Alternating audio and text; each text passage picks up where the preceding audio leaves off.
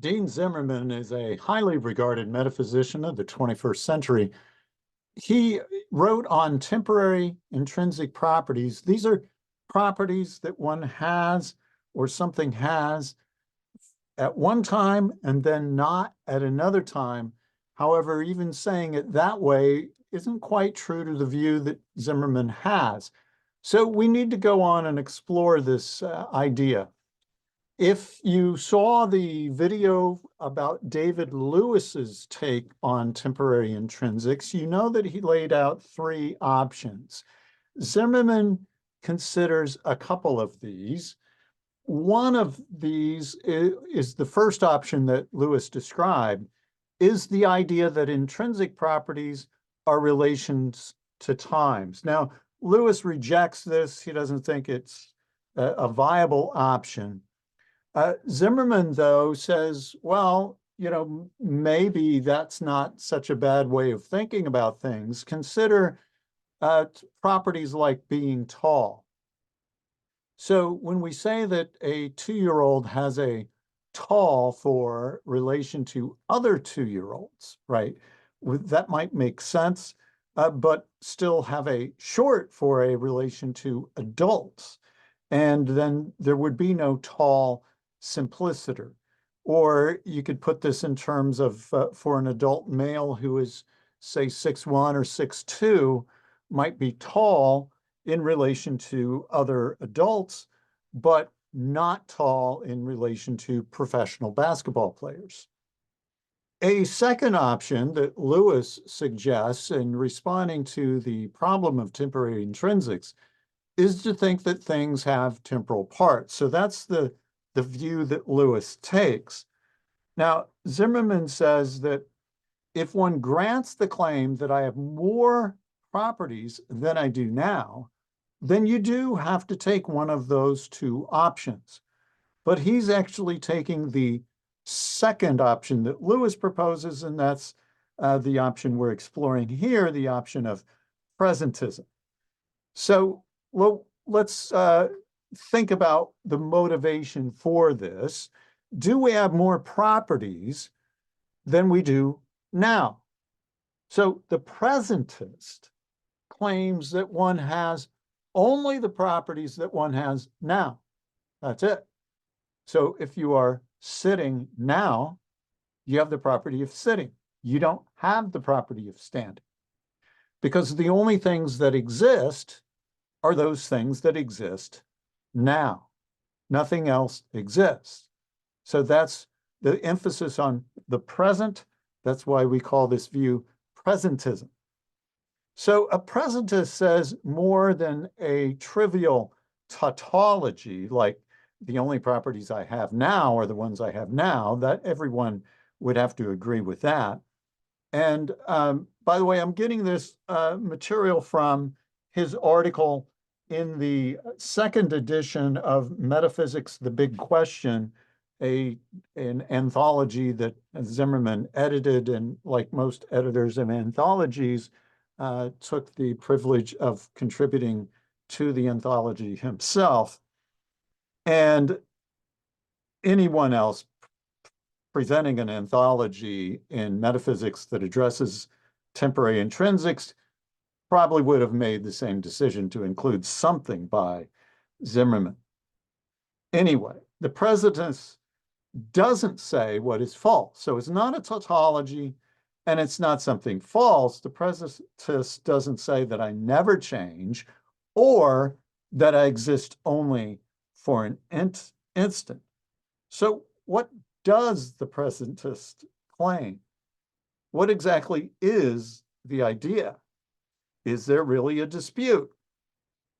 Zimmerman says yes, and this is an ontological dispute. When you consider David Lewis's writing, he has very much empiricist presumptions, and it seems because of those presumptions, he kind of avoids or maybe misses these ontological concerns about what exists. So Zimmerman says, look, the point here, the dispute here is about the range of things to which one should be ontologically committed, the things that one says exist. So this is an important issue in metaphysics. That's would be important going back to Aristotle's projects and ever since that time. So to understand presentism, though, we need to go on and think about something else. We need to think about propositions because it is essential to understand propositions that there you get the motive for presentism. So what are propositions? Just to be very clear here, propositions are not the same thing as sentences.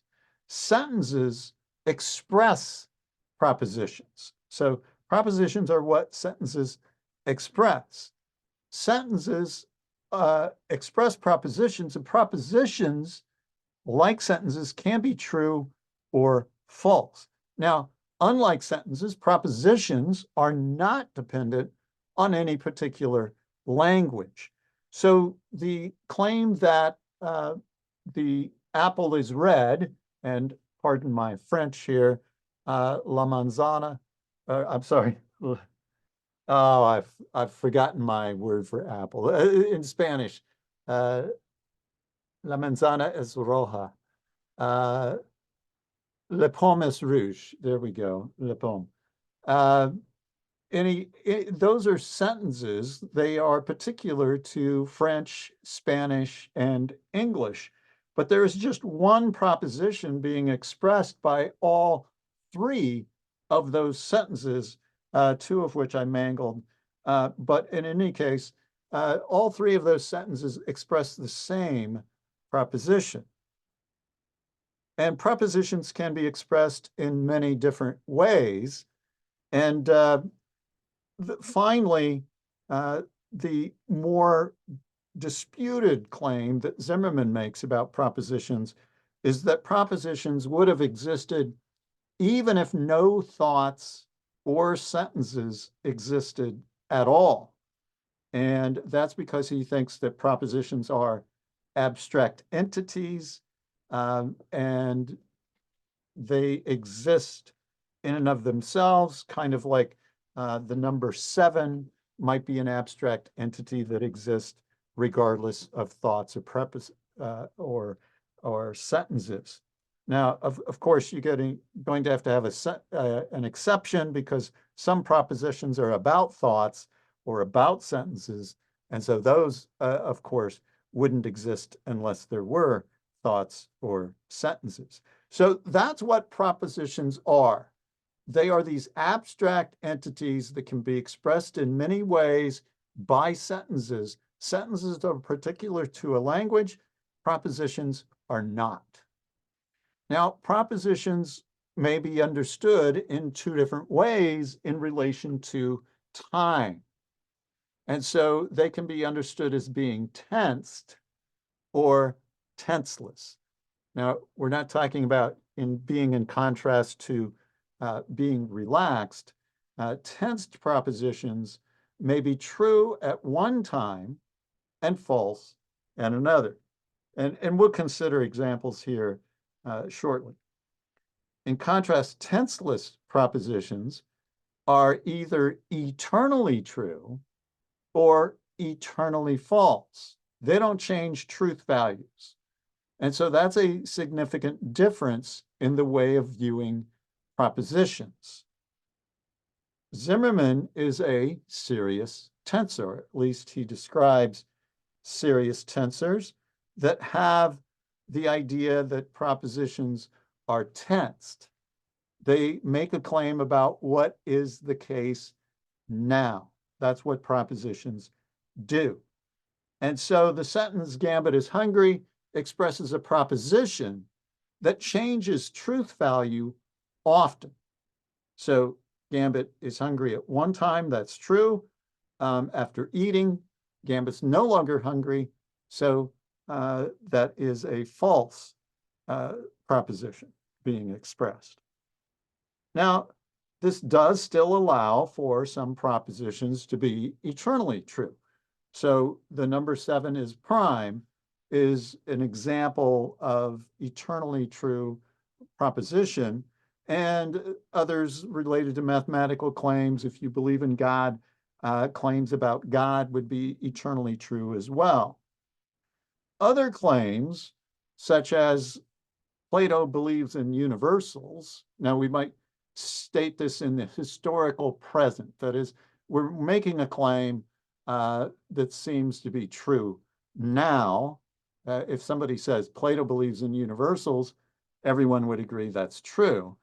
But it should be taken as a disjunction of three tensed propositions. Either Plato now believes in universals, or he did, past tense, or he will, future tense.